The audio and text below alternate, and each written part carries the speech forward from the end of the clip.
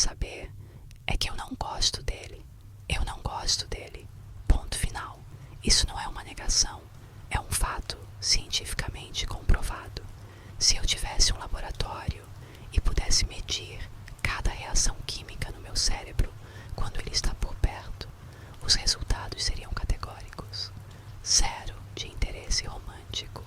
O que acontece é puramente irritação. Uma irritação aguda, por sinal. Ele é alto, com aquele cabelo castanho que nunca parece estar perfeitamente arrumado. Um detalhe que, honestamente, me incomoda profundamente, porque sugere uma falta de disciplina que eu considero quase ofensiva. E o sorriso? Ah, o sorriso é o pior de tudo. Ele tem esse jeito de inclinar a cabeça e abrir um sorriso meio torto, rápido, que faz com que as linhas de expressão ao redor dos olhos dele apareçam, o que significa que ele deve rir muito e de coisas estúpidas. Não que eu já tenha notado isso em detalhes ou analisado a simetria facial dele de perto. Longe de mim. O problema é que somos forçados a conviver. Somos da mesma turma na faculdade. Fazemos a mesma disciplina de física quântica e, para o meu completo azar e desespero, fomos colocados como dupla em um projeto que vale 40% da nota final. 40%. Isso significa que serei obrigada a passar horas, se não dias, na mesma sala, respirando o mesmo ar que ele, enquanto ele provavelmente faz piadas sem graça e tenta me distrair do meu objetivo, tirar a nota máxima e provar que sou a melhor na matéria. E aí, ele me cumprimentou hoje na biblioteca, arrastando uma cadeira de madeira pesada que fez um ruído horrível no piso de mármore. Pronto para revolucionarmos a ciência com a nossa apresentação sobre entrelaçamento quântico, eu fechei o meu livro com uma batida seca. Estou pronta para fazer a minha parte e garantir que a gente tire a nota máxima, apesar do seu provável mau desempenho. Ele riu, aquela risada baixa, rouca, e que mais uma vez fez as linhas de expressão irritantes surgirem. Agressiva como sempre. Não se preocupe, eu fiz os cálculos. Sei que você tem medo de não conseguir a nota perfeita, mas eu não vou te arrastar para baixo. Claro que ele percebeu. Ele sempre percebe essas pequenas coisas. É um observador irritante. Ele notou que eu estava roendo a ponta da caneta enquanto lia, um hábito que só tenho quando estou sob pressão. Ele notou que eu estava bebendo um copo de café gelado pela terceira vez na manhã. Ele nota, e é por isso que ele me irrita tanto, porque ele age como se me conhecesse, e ele não conhece. Ninguém me conhece de verdade, e é assim que eu prefiro. Eu não tenho medo. Eu rebati com a voz firme. Eu sou metódica, e você é caótico. Essa é a nossa incompatibilidade fundamental. Eu sou a ordem, você é o ruído. Eu sou a equação resolvida. Você é a variável imprevisível. Ele se apoiou na mesa, mais perto do que eu gostaria, e o cheiro de lavanda e algo que parecia ser canela, talvez, invadiu o meu espaço pessoal. Uau, profundo. Mas na física, caos e ordem muitas vezes se complementam. O universo é um balé entre as duas coisas. Sem o ruído, não há informação nova. Ele piscou. A gente pode ser o nosso próprio experimento de física. O meu estômago deu um pequeno, quase imperceptível salto, mas foi por repulsa, é claro, repulsa pela metáfora brega e pela forma como o sol da tarde o atingia, iluminando pequenas partículas de poeira no ar ao redor dele, o que o fazia parecer quase etéreo, o que é ridículo. Ele é um estudante de física que come demais e usa camisas amassadas. Nada etéreo. Vamos focar no projeto, eu declarei, empurrando o meu laptop para a frente. Eu já preparei a estrutura conceitual. Você fica com a parte da demonstração experimental. E, por favor, não exploda o laboratório desta vez. Aquele acidente com o nitrogênio líquido foi um incidente isolado. E, se você se lembra, foi tecnicamente um sucesso na demonstração da lei de Boyle. Ele deslizei para ele. Ficamos em silêncio por um tempo. Um silêncio que deveria ter sido produtivo, mas para mim era apenas o som amplificado da minha respiração e da batida irritante do meu coração. Ele estava lendo, sério, com a testa franzida, em concentração.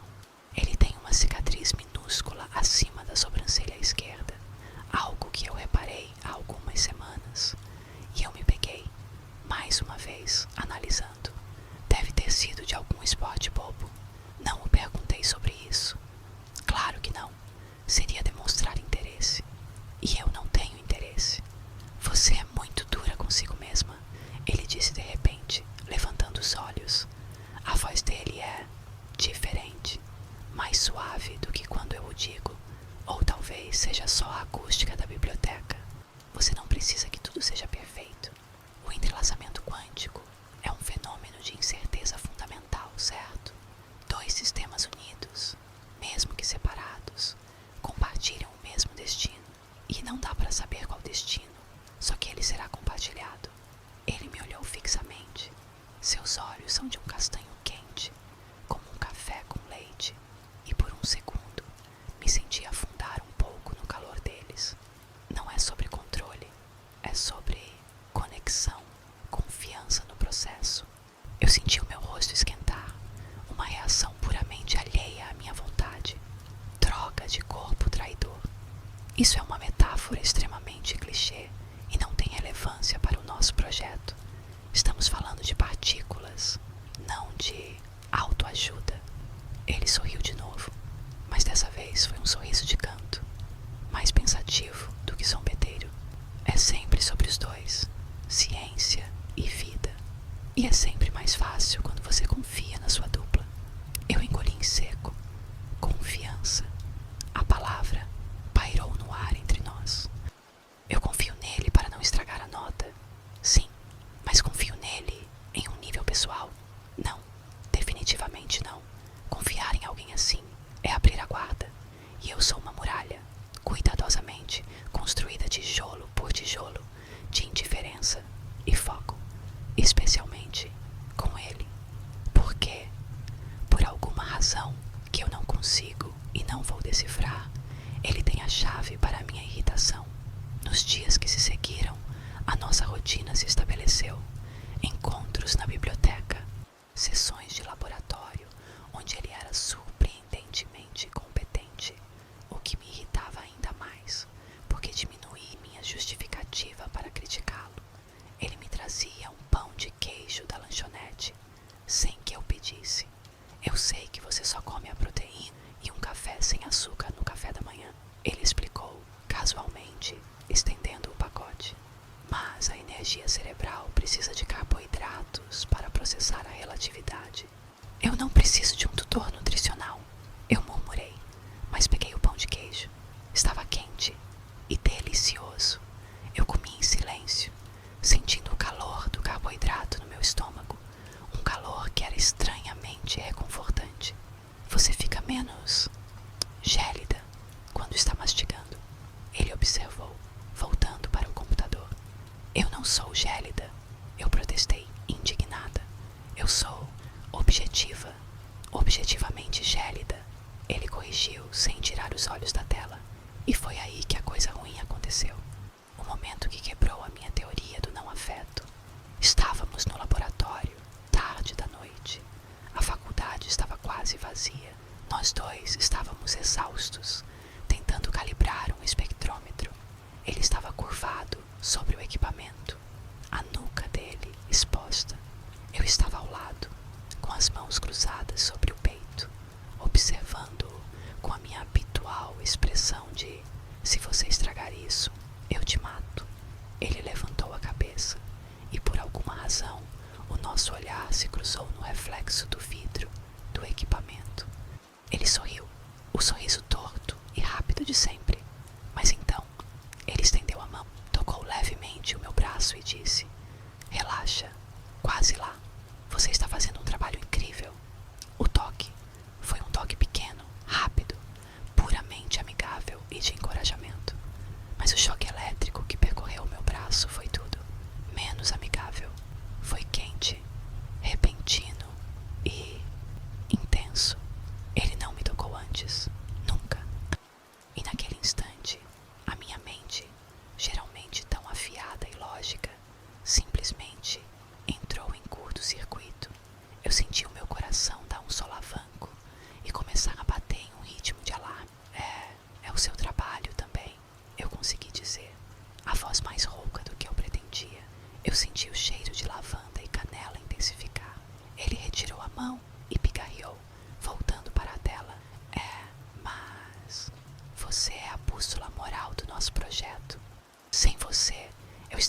vagando sobre buracos de minhoca no espaço-tempo.